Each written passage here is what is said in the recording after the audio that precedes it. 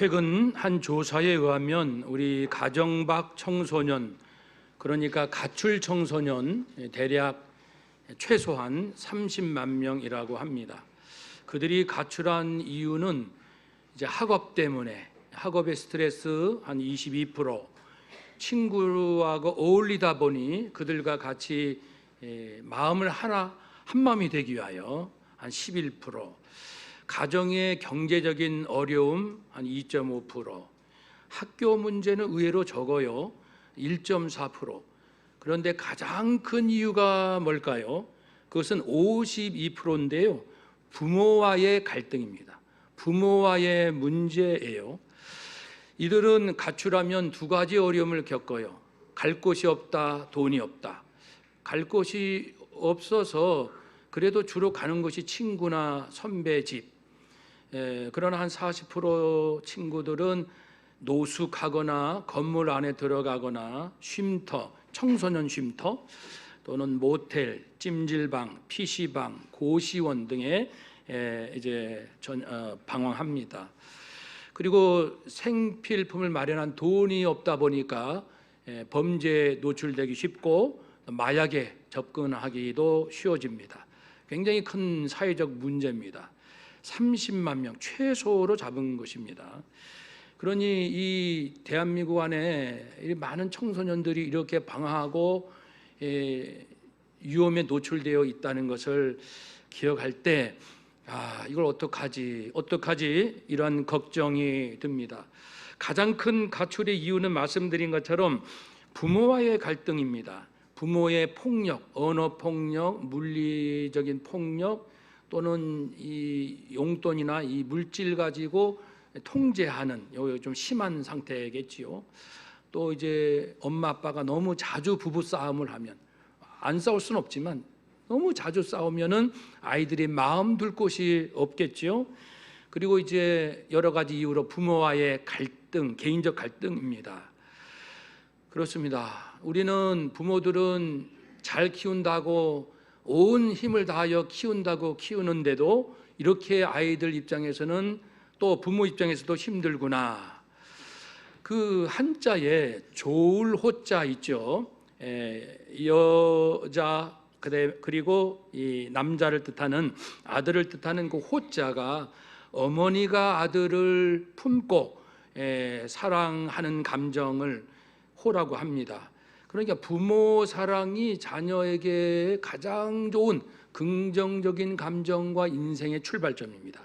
그러니 부모 사랑을 충분히 받는 것이 우리가 이미 아는 내용입니다만은 정말 중요하다는 것이죠. 어릴 적부터 부모의 사랑, 우리의 욕심으로는 인간의 사랑이 아니라 그리스도의 사랑, 하나님의 사랑, 순수한 사랑으로 사랑하는 그 사랑이 그의 평생을 좌우할 수도 있는 것이죠. 어떻게 키울까? 이제 오늘 말씀에 귀를 기울여 봅시다. 하나님은 솔로몬을 통하여, 잠언을 통하여 오늘 말씀을 주시며 이렇게 하거라. 마땅히 행할 길을 아이에게 가르치라. 그리하면 늙어도 그것을 떠나지 아니하리라. 아주 짧은 한 문장이지만 자녀 교육의 중요한 내용들이 다 담겨 있습니다. 먼저 언제부터 교육하면 좋을까요? 아이라고 했을 때 그 나르 히브리어, 태어난 지 몇 개월 안 된 젖먹이, 오늘 세례받은 아리가 바로 이 어린아이입니다. 이 어린아이 때부터 이제 올바른 교육이 시작되어야 합니다. 왜냐하면 처음부터 구부러진 나무는 평생 나무가 구부러지는 것처럼 어릴 적에 바로 잡아주지 아니하면 평생 그 습관, 그 가치관, 그 생각을 가지고 살아가기가 쉽기 때문에 그렇습니다. 그리고 잘못된 마음을 가졌을 때 그것을 회복하기 위하여 우리가 힘쓰고 애쓸 때는 몇 배의 시간, 물질, 열정, 에너지가 필요합니다. 얼마나 힘든지 몰라요. 그래서 자녀 때문에 일평생 힘들어하는 부모도 간혹 있을 정도로 사람의 마음이 올바르게 회복된다는 것은 그리 쉬운 문제가 아닙니다. 그러니 어릴 적부터 우리가 노력하고요. 또 마귀 사탄 마귀는 그 악령을 뜻하고 사탄은 마귀의 고유 이름입니다. 사탄 마귀. 이 사탄 마귀는 어른뿐 아니고 어린아이도 공격하고 어린아이도 넘어뜨리려고 하고 상처받지 않을 상황에서도 크게 상처받게 하고, 이게 사탄 마귀가 하는 일이거든요. 그러므로 우리는 단지 인간의 차원, 마음의 차원, 또 우리 흔히 세상에서 하는 그러한 차원으로만은 안 되는 거예요. 왜냐하면 사탄 마귀가 있기 때문에 영의 세계가 분명히 있거든요. 그래서 이 믿음의 가정, 기도하고 성령의 도우심을 받고 말씀으로 양육하는 이 믿음의 가정이 대단히 중요한 것이지요. 그러면 무엇을 가르쳐야 할까요? 행할 길, 마땅히 행할 길이 있다는 겁니다. 그 길이 교육 내용이 됩니다. 이것은 5절과 관계 있습니다. 5절에 보면 패역한 자의 길에는 가시와 올무가 있다. 네, 패역하게 사는 자는 인생이 온통 가시와 올무가 기다리고 있으나 영혼을 지키는 자, 영혼과 마음을 잘 지키는 자는 그러한 가시 올무로부터 벗어날 수 있고 피할 수 있다는 뜻이지요. 우리 자녀에게 지식과 기술을 가르치기 전에 그러므로 먼저 영적인 또 마음의 차원에서 올바른 신앙과 인격이 형성되도록 우리가 그 마땅히 행할 길을 전해야 됩니다. 그 원어로 하면은 그 길의 입구를 따라서 전치사가 붙어요. 그러니까 우리가 자녀들을 여러 가지 길로 인도하죠. 그렇죠? 유치원 때부터 커서 장성할 때까지도 계속 어딘가로 인도합니다. 부모는 어느 길로. 그런데 그 입구 그 길의 입구를 따라서 해야 된다. 그러니까 처음 잘 들어가야 됩니다. 그 입구를 잘 찾아가야 합니다. 그 입구는, 자녀가 들어갈 입구는 부모가 어릴 때는 안내하는 것이지요. 잠언에서 이 지혜로운 인생은 크게 4가지예요.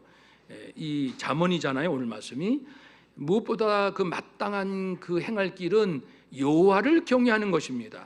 하나님을 경외하는 것이에요. 하나님을 경외한다는 것이 얼마나 중요한가, 전에도 말씀드린 적이 있지만 정말 좋은 예시라고 봅니다. 살다 보면은 뭔가를 얻잖아요. 명예, 지식, 건강, 그리고 또 실적, 여러 가지 물질 많이 얻습니다. 이 얻는 이 일에 힘쓰는데 제일 많이 얻은 사람이 누굴까요? 성경에 나온 인물 중에 아마도 솔로몬입니다. 권력, 명예, 그리고 지혜, 그 모든 것을 얻었다고 할 수 있는 솔로몬이 전도서에서 결론으로 하는 이야기는 하나님을 경외하지 않으면 그 명예 허무한 것이다. 건강도 허무하고 물질도 허무하고 인맥이 넓은 거 다 허무하고 다 아무런 의미가 없다. 하나님을 경외하는 것이 근본이다. 그리고요, 또 모든 것을 잃어본 사람, 살다 보면 우리가 물질도 잃고 원치 않게 건강도 잃을 때가 있고 또 자존심도 상할 때도 있고 억울한 일을 당할 수도 있고 잃어버리는 일들이 있을 때 어떻게 하면 좋을까요? 성경에 나온 인물 중에 모든 것을 잃어버린 사람은 아마도 누굴까요? 욥일 것 같습니다. 욥은 자신의 자녀들, 하인들, 재산 정말 다 상실했죠. 그리고 아내하고 자기만 남았습니다. 자기 몸도 병들어서 악성 피부병으로 기왓장으로 자기 몸을 긁어야 시원함으로 이겨낼 수 있을 만큼 아주 극도로 지치고 괴로운 몸만 남았습니다. 여러분, 이 욥이 왜 내게 이런 고난이 왔을까? 알지 못해서 얼마나 힘들어합니까? 친구들도 나타나서 네가 잘못이 많으니 그런 거 아니야? 라고. 그래서 욥도 내가 그건 안다. 잘못이 있으면 고난이 온다. 그건 아는데 나는 잘못이 없는 것 같아, 아무리 봐도. 그러니 이제 이해가 안 되는 거죠. 그러나 하나님께서 결국 나타나셔서 고난의 원인이 무엇인지 알려주시지는 않지만 하나님이 얼마나 위대하신 분인가를 깨우쳐 주시는 거죠. 오늘로 하면은요, 이 이제 지구, 우주도 어느 정도 알잖아요, 우리가. 그러니까 우주의 전체를 아느냐 이렇게 질문하신다고 합시다. 하나님께서 내가 우주의 중심에 가봤냐? 지구가 만들어졌을 때 너는 어디 있었느냐? 네가 이 모든 경제의 흐름, 뭐 주기가 어느 정도 있다 이 정도 아는데 앞으로 경제가 어떻게 될 것인지 너 예측할 수 있느냐?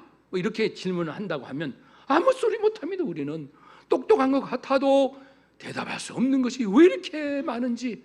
당시 욥이 그랬죠. 그런 질문을 받고서 묵묵부답. 그래서 하나님의 그 위대하심을 깨닫게 해주신 거예요. 그래서 이제 그래도 욥이 빨리 이제 영적으로 센스가 있어가지고 하나님이 내게 지금 무엇을 말씀하기 원하시는구나 하는 것을 알고 회개하잖아요. 하나님이 회개합니다. 그동안 어리석은 말, 무식한 말로 하나님은 이러쿵 저러쿵 내 인생에 왜 고난이 올 수가 있느냐 그렇게 따졌던 모든 것 회개합니다. 회개합니다.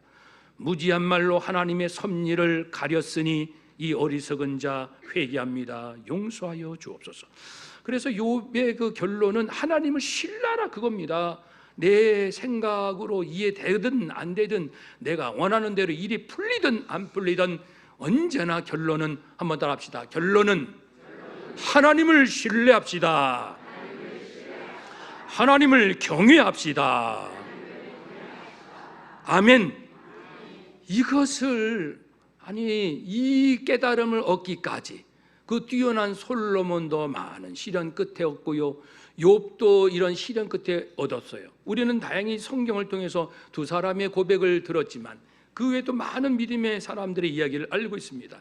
이쯤 되면 우리는 굉장한 사람들이죠. 왜냐하면 살아계신 하나님을 생생히 만났고 내가 경험한 것 그 이상으로 비교할 수 없을 만큼 놀랍게 하나님을 만났고 하나님께 복을 받았고 하나님과 동행했고 그 기라성 같은 믿음의 선배들이 이제 산전수전 다 겪으면서 얻은 결론을 우리에게 주시니 우리는 앉아서 받는 겁니다.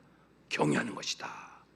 그리고 또 잠언의 소중한 또 세 가지 결론이 있는데요. 또 하나는 뭐냐면 하나님의 인도하심을 따르라, 사명을 따르라, 그런 말씀이 곳곳에 나옵니다. 한번 따라합시다. 사명을 따릅시다. 하나님이 우리를 구원해 주셨고 네 마음대로 하라는 게 아니고요, 이제는 너는 없어. 너 예수 믿기 이전에 너는 없는 거야. 그 전에 너 많이 자랑했지, 하고 싶은 거 있다고 말했지. 그러나 너 예수 믿고 구원받았지. 이제는 내가 주인이다. 나를 따르라. 이 사명을 알라는 겁니다. 세 번째 우리가 마땅히 자녀에게 가르칠 것은 사람, 성경에 사람에 관한 얘기가 참 많이 나와요.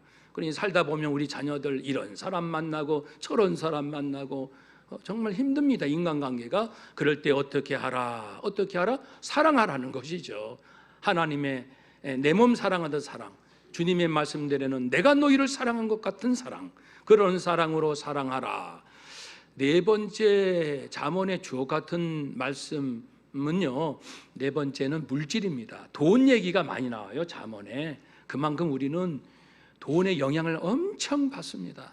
그러니까 물질을 잘못 다루면은 지금까지 쌓은 인생이 오히려 무너지는 거예요. 물질 때문에 무너지는 거예요. 물질 때문에 상처받고, 물질 때문에 교만하고, 물질 때문에 좌절하고. 이 물질 문제가 보통 심각한 문제가 아니죠. 그래서 잠언에도 많이 다루고 있습니다. 물질, 성경에서 말하는 결론은 그 네 거 아니야. 하나님, 모든 물질 제 것이 아닙니다. 이것만 진실로 고백할 수만 있다면 영이 살아있는 거거든요. 그런데 솔직히요, 우리 오랫동안 수십 년 하나님을 믿었지만 그런 고백 부끄럼 없이 고백할 수 있나요? 하나님, 저의 전 재산 하나님의 것입니다. 제 생명도 하나님의 것입니다. 제 아들, 딸, 남편, 아내 하나님의 것입니다. 본래 제 것은 하나도 없습니다. 모든 것이 하나님의 것입니다 라고 진실로 거짓도 없이 고백할 수 있으십니까? 고백해야 믿음의 사람이죠. 이 고백이 안 된다면 우리 정직하게 고민하기를 시작합시다. 지금은 환란이 시작된 시대이기 때문에 예전처럼 대충 믿는 그런 시대가 아니에요. 정말 잘 믿어야 될 때거든요. 이처럼 잠언에서 하나님을 경외하시오, 주께서 주신 사명을 따르시오, 사람을 사랑하시오, 물질을 잘 다루시오. 그러니 이 마땅히 행할 이 길을 가르치는 것이 교육의 내용이 되겠습니다. 그러면 어떤 방법으로 가르쳐야 할까요? 가르치라라는 말 안에 담겨 있습니다. 그 비슷한 셈어 계통의 아람어에서는 이런 내용이 있어요.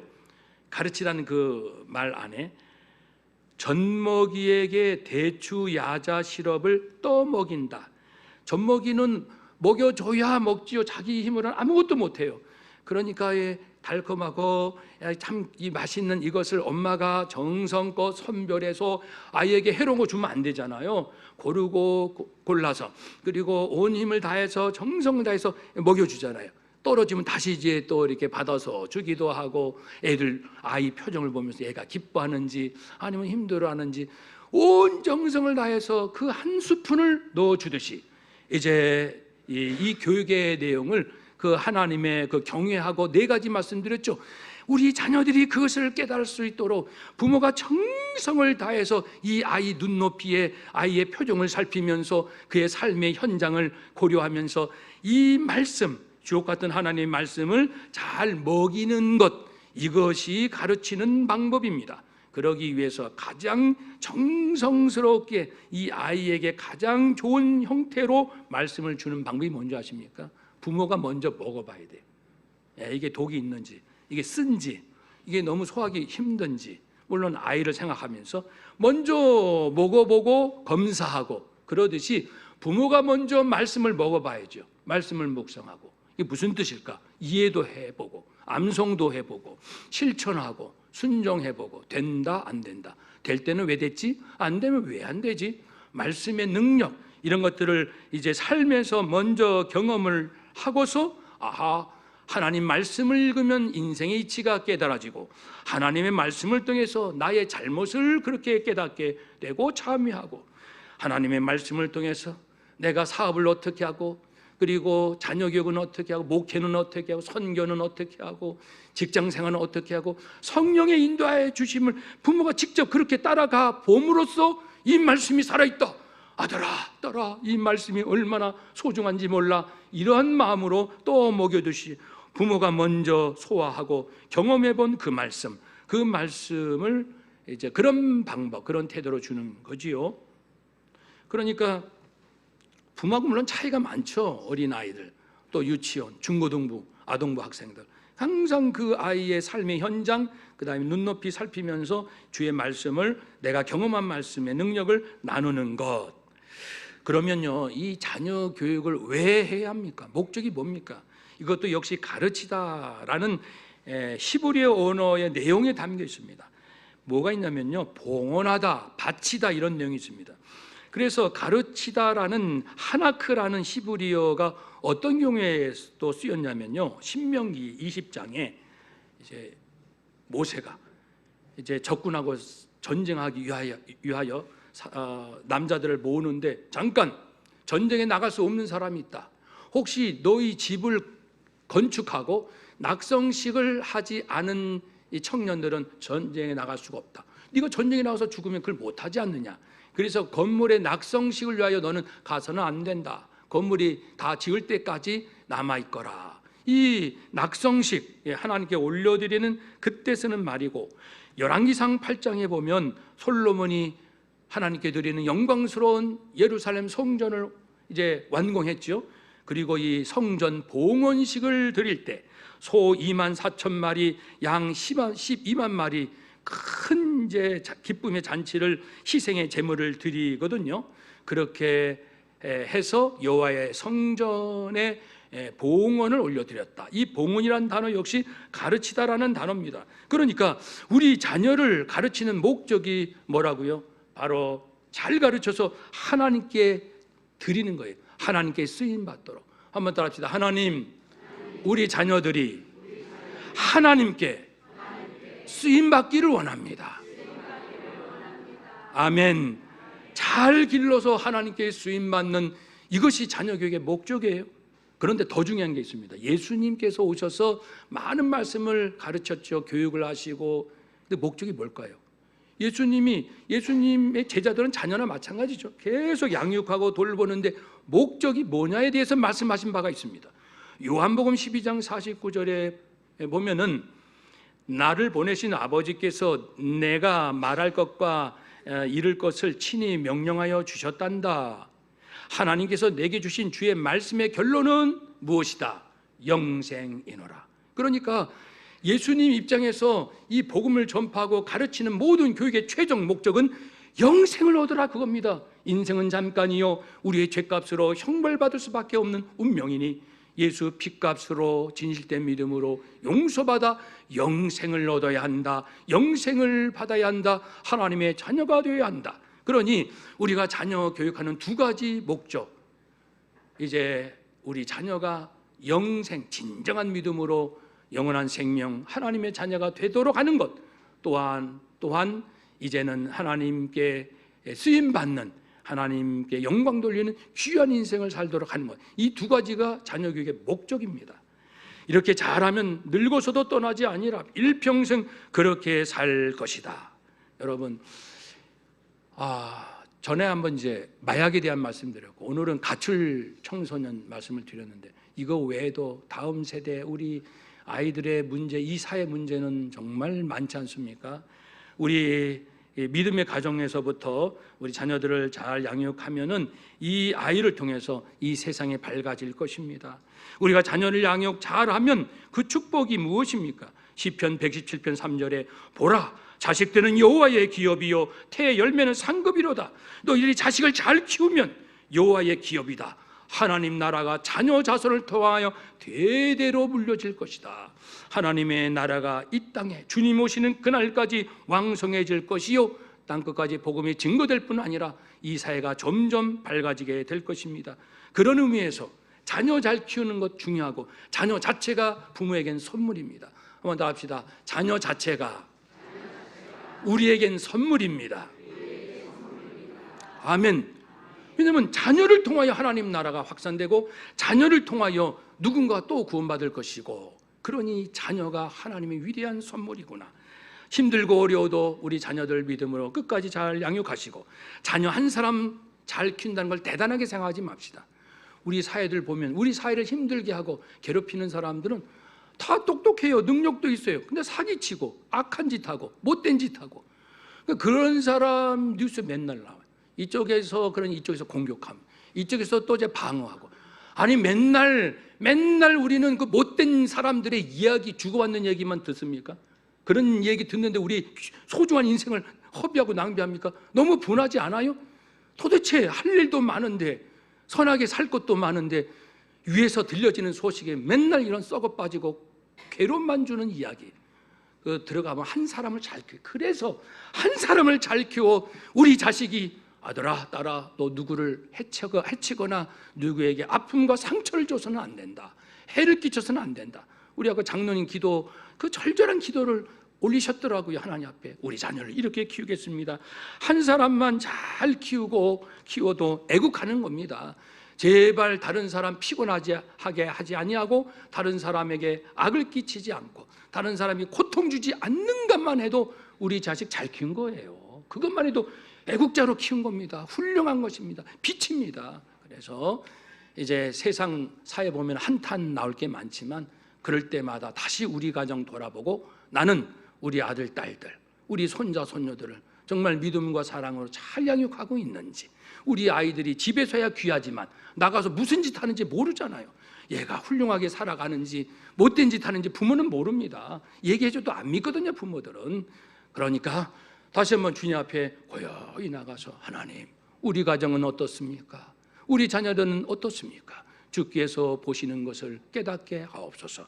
그렇게 주님께 다시 새 힘을 얻어 끝까지 자녀 양육의 사명을 잘 감당하시기를 주의 이름으로 축복합니다. 아멘. 기도하겠습니다.